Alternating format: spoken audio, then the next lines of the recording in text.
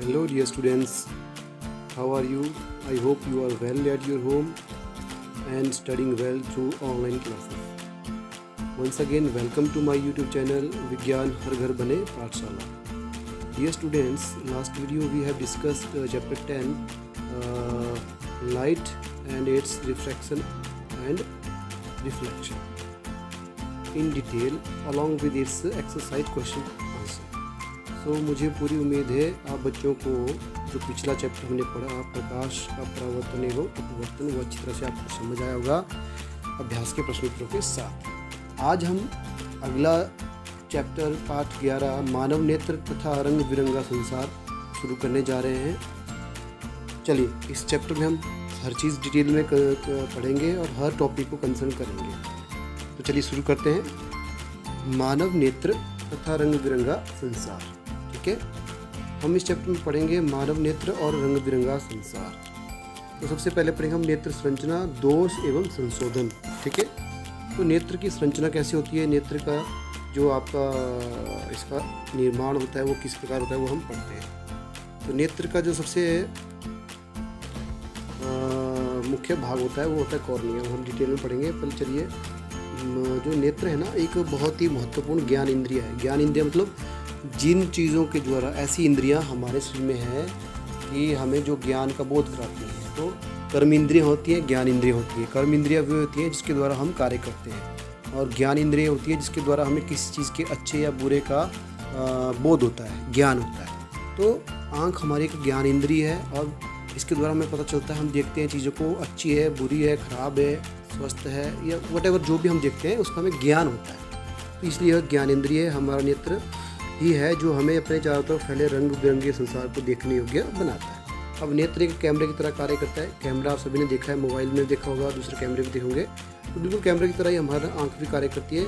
In fact कैमरे का आविष्कार हमारी आँखों को देखकर ही किया गया था।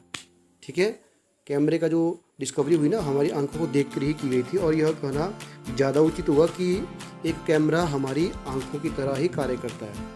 मतलब हम ये कहें कि हमारी आंखें कैमरे की तरह है, बल्कि इससे बेटर ये होगा कि हम ये कहें कि हमारा कैमरा जो होता है वो हमारी आंखों की तरह ही कार्य करता है। तो मानव नेत्र, ह्यूमन आई, मानव नेत्र की संरचना यानी स्ट्रक्चर ऑफ ह्यूमन आई, ये प्रश्न बेटा एग्जाम में भी आता है बहुत बार। Describe the structure of human eye यानी मानव नेत्र की संरचना को विस्तार पूर्वक समझाइए। तो नेत्र की संरचना एक गोले के आकार की होती है। किसी वस्तु से आती हुई प्रकाश की किरण हमारी आंखों के लेंस के द्वारा प्रवेश करती है और रेटिना पर प्रतिबिंब बनाती है। दृष्टिपटल रेटिना एक तरह का प्रकाश संवेदी पर्दा होता है जो हमारी आंखों के पृष्ठभाग में होता है। दृष्टिपटल यानी रेटिना प्रकाश सुग्राही कोशिकाओं द्वारा प्रकाश तरंगों के संकेतों को मस्तिष्क तक भेजता है और हम संबंधित वस्तु को देखने में सक्षम हो पाते हैं। तो कुल मिलाकर हमारी आंखों द्वारा किसी भी वस्तु को देखा जाना एक बहुत ही कॉम्प्लेक्स प्रोसेस है, जटिल प्रक्रिया है। ठीक है बच्चों, तो ये है आपका मानव नेत्र का स्ट्रक्चर। ध्यान से देखेंगे आपसे बच्चे। देखिए ये मानव नेत्र है।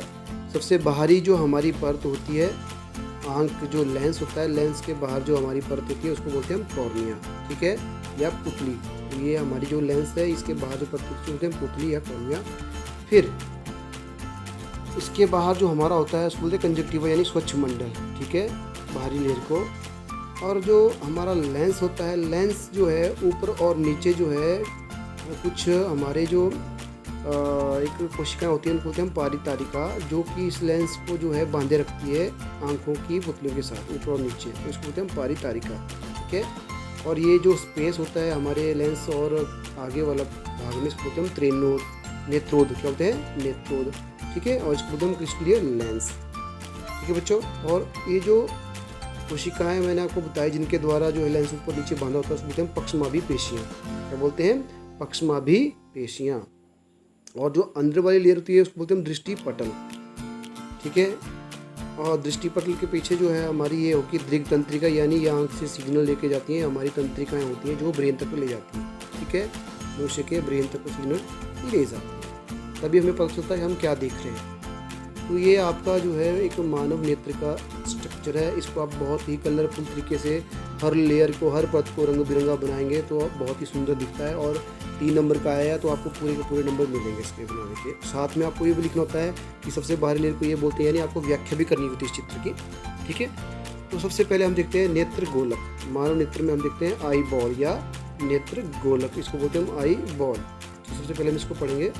अब नेत्र गोलक या आई बॉल क्या होता है? पूरा नेत्र जो है नेत्र गोलक कहलाता है, ठीक है। इस पूरे नेत्र को हम नेत्र गोलक बोलते हैं। मानव नेत्र गोलक का आकार एक गोले के समान होता है। नेत्र गोलक का व्यास लगभग 2.3 सेंटीमीटर होता है, यानी हमारी जो आंख का गोला है उसका व्यास लगभग 2.3 सेंटीमीटर के बराबर होता है।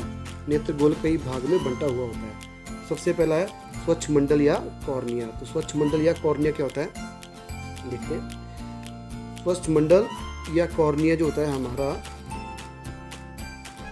तो हमारा स्वच्छ मंडल या कॉर्निया जो है इसका पहला भाग है। तो स्वच्छ मंडल या कॉर्निया जो है एक पारदर्शी पतली झिल्ली होती है। यह नेत्र गोलक के अग्र पृष्ठ एक पारदर्शी उभार बनाती है। किसी भी वस्तु से आती हुई प्रकाश की किरण स्वच्छ मंडल या कॉर्निया से होकर ही आंखों में प्रवेश करती है।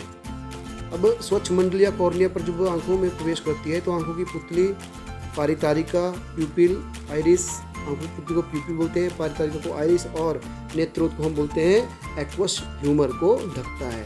तो स्वच्छ मंडल यानी कॉर्निया जो है इन सभी आंख के भागों को कवर करता है, ढकता है। तो कॉर्निया जो है एक पारदर्शी होता है और बहुत ही महत्वपूर्ण तथा मुख्य गुण है जो कि इसका स्वच्छ मंडल कॉर्निया में रक्त वाहिका नहीं होती, ये ध्यान रखना। ये भी प्रश्न आता है कि आंख का ऐसा कौन सा भाग है जिसमें रक्त वाहिकाएं नहीं होती, तो कॉर्निया या स्वच्छ मंडल ही वह भाग है हमारी आंख का जिसमें रक्त वाहिकाएं नहीं होती। तो स्वच्छ मंडल या कॉर्निया जो है बाहर को एक अश्रु द्रव से विसरण द्वारा तथा भीतर के नेत्रोद से विसरण से पोषण मिलता है, यानी इसको जो बाहर से पोषण मिलता है और अंदर से पोषण मिलता है, ठीक है बच्चों।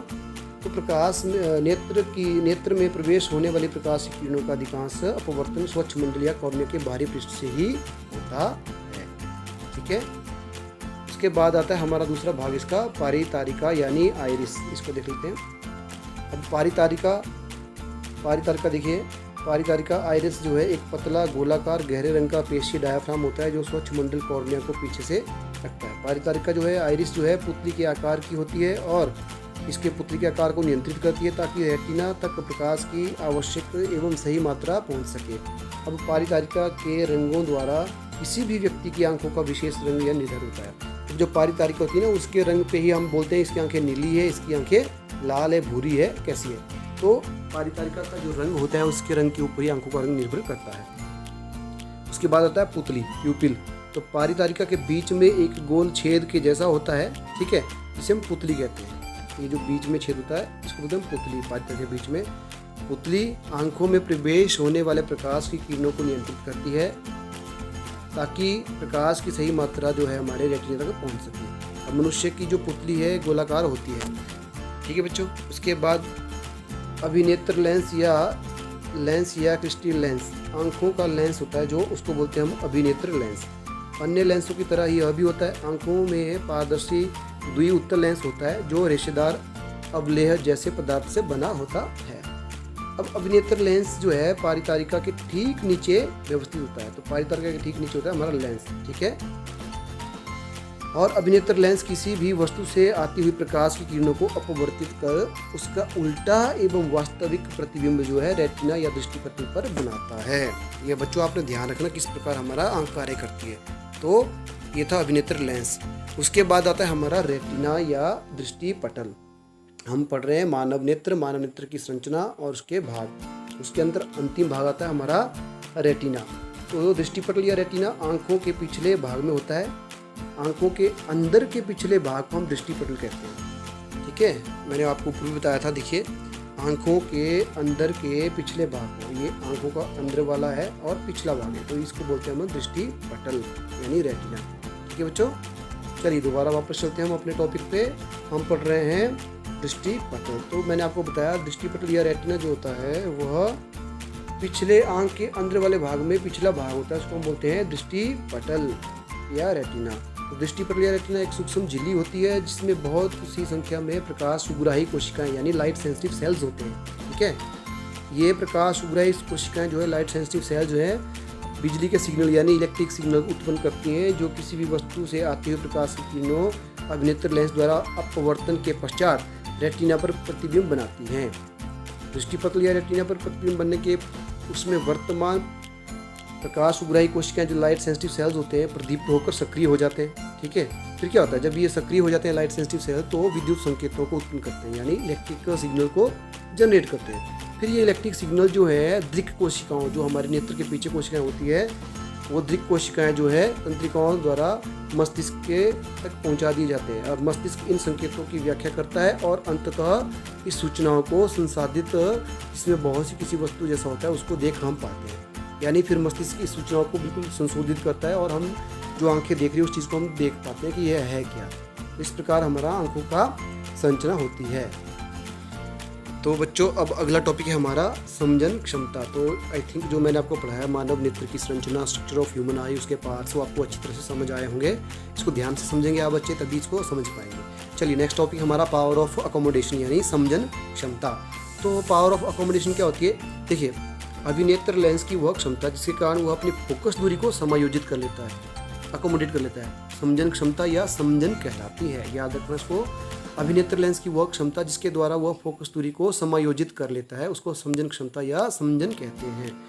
दूसरे शब्दों में हम अभिनेत्र लेंस की जो वक्रता होती है यानी curvature focus of focal length होती है, यानी कर्वेचर फोकस और फोकल लेंथ होती है हमारे लेंस की का किसी खास दूरी में रखे हुए वस्तु को देखने के लिए बढ़ना या घटना या बढ़ाना या घटाना ही समझन कहलाती है।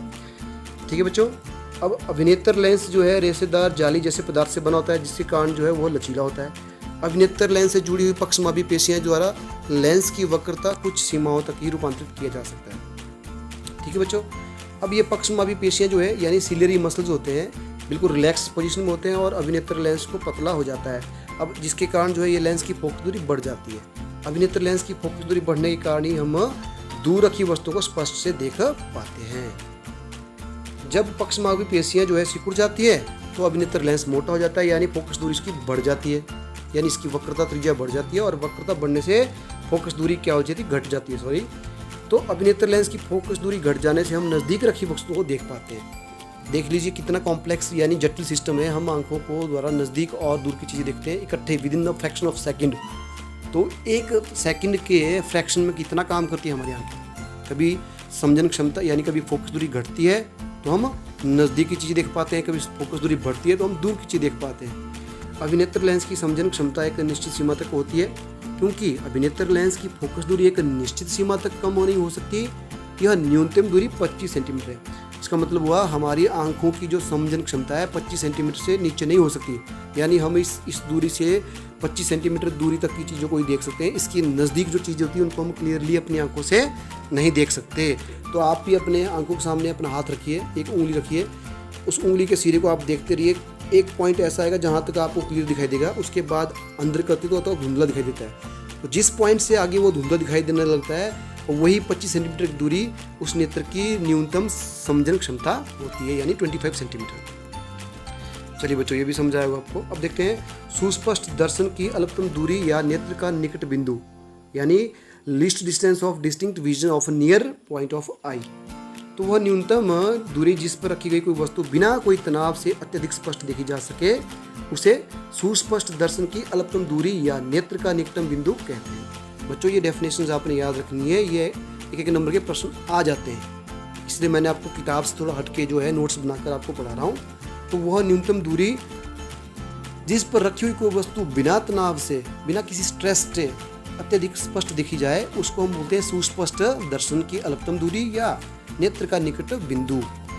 अब किसी भी सामान्य दृष्टि के तरुण यानी बिल्कुल स्वस्थ व्यक्ति, नौजवान व्यक्ति की निकट दृष्टि बिंदु की न्यूनतम दूरी बोलते हैं 25 सेंटीमीटर होती है। अब नेत्र का दूर बिंदु या फेयर पॉइंट ऑफ आई देख लेते हैं इसको क्या होते हैं। वह दूरतम बिंदु जिस तक कोई नेत्र वस्तुओं को सुस्पष्ट देख सकता है, वह दूर का बिंदु जहाँ तक हम किसी वस्तु को स्पष्ट देख सकते हैं उसे बोलते हैं नेत्र का दूर पॉइंट या far point of I, right. सामान्य नेत्र के लिए दूर बिंदु जो है अनंत होता है, हम बहुत दूर तक देख सकते हैं जिसकी कोई सीमा नहीं होती है, जहाँ तक हम देख सकते हैं इसकी कोई लिमिट नहीं है। और यह सामान्यतः सामान्य नेत्र के लिए कितना होता है 25 सेंटीमीटर से वस्तु को सुस्पष्ट देख सकता है। ठीक है बच्चों। अब दृष्टि जो है, दोष तथा उसका संशोधन किस प्रकार होता है ये देख लेते हैं हम। यानी हमारी दृष्टि दोष किस प्रकार होती है, और तो हमने अभी पढ़ा समझन क्षमता के बारे में और उसके विभिन्न पहलुओं के बारे में, तो मुझे उम्मीद है आपको ये अच्छी तरह से समझ आए होंगे। अब उसके बाद आता है हमारा दृष्टि दोष तथा उनका संशोधन। दृष्टि दोष क्या होता है, उसका संशोधन क्या होता है, ये हम डिटेल में अगले वीडियो में पढ़ेंगे। फिलहाल मैं आपको बता देता हूँ दृष्टि दोष क्या होते हैं। कभी कभी नेत्र में हमें क्या होता है, हमारी समझन क्षमता जो है हम खो देते हैं, जिसके कारण हम किसी भी वस्तु को आराम से स्पष्ट नहीं देख पाते, ना तो दूर की ना तो नज़दीक की। ऐसी स्थिति में हमें बोलते हैं कि हमें दृष्टि दोष हो गया या नेत्र दोष हो गया है। तो नेत्र दोष किसे कहते हैं, आंखों की वह स्थिति जिसमें हम ना तो दूर की चीज़ों को स्पष्ट देख सकते हैं, ना ही नज़दीक की चीज़ों को स्पष्ट देख सकते हैं, उस स्थिति को बोलते हैं नेत्र दोष। तो नेत्र दोष जो होता है, अपवर्तन दोष के कारण होने वाले नेत्र दोष मुख्यतः 3 तरह से होते हैं। तो नेत्र दोष जो होते हैं ना, मुख्यतः 3 प्रकार के होते हैं, और इन नेत्र दोष होते हैं हमारे या जो आई डिफेक्ट होते हैं, डिफेक्ट्स ऑफ विजन, वो होते हैं बेसिकली अपवर्तन के कारण, यानी रिफ्रैक्शन ऑफ लाइट। तो एक होता है निकट दृष्टि दोष, दूसरा उसको बोलते हैं मायोपिया, दूसरा होता है दीर्घ दृष्टि दोष यानी हाइपरमेट्रोपिया। याद रखने बच्चों आपने, एक होता है निकट दृष्टि दोष यानी मायोपिया, दूसरा होता है दीर्घ दृष्टि दोष यानी हाइपरमेट्रोपिया, और तीसरा होता है हमारा जरा दूरदृष्टिता या जरा दूरदृष्टि रोग, इसको बोलते हैं हम इसको बोलते हैं हम प्रेसबायोपिया, राइट, प्रेसबायोपिया। तो ये 3 प्रकार के हमारे दोष होते हैं। ठीक है, और इन दोषों को ही दृष्टि दोष कहा जाता है। जो हमारा पहला है निकट दृष्टि दोष, उसका संशोधन किस प्रकार किया जाता है ये हम कल पढ़ेंगे। तो यहाँ तक आपने पढ़ा, मुझे पूरी उम्मीद है बच्चों ये आपको अच्छी तरह से समझ आया होगा और आज का टॉपिक आपको अच्छी तरह से क्लियर हुआ होगा। चलिए अब आज के टॉपिक में हमने जो पढ़ा उसकी अपनी समझ को परख लेते हैं आज के कार्यपत्रक के द्वारा। तो बच्चों ये रहा आज का कार्यपत्रक, इसे आप ध्यान से देखिए। इसमें 2 प्रश्न दिए हुए हैं। पहला प्रश्न दिया हुआ है, कॉर्निया क्या है संक्षिप्त में बताइए।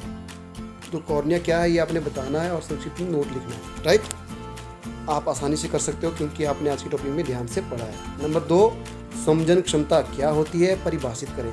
तो समझन क्षमता क्या है आंख की, वो आपने परिभाषित करनी है। तो बच्चों बड़े आसान प्रश्न है और आसान तभी लगेंगे जब आपको आज का टॉपिक अच्छे से समझ आया होगा। तो मुझे पूरी उम्मीद है आपने आज का टॉपिक अच्छे से समझा होगा और इन प्रश्नों को अच्छे से कर सकते हैं। चलिए बच्चों इस वीडियो को हम यहीं ख़त्म करते हैं, मिलते हैं अगले वीडियो में इस टॉपिक से आगे का टॉपिक लेकर। तब तक के लिए अपना ध्यान रखिए और पढ़ते रहिए।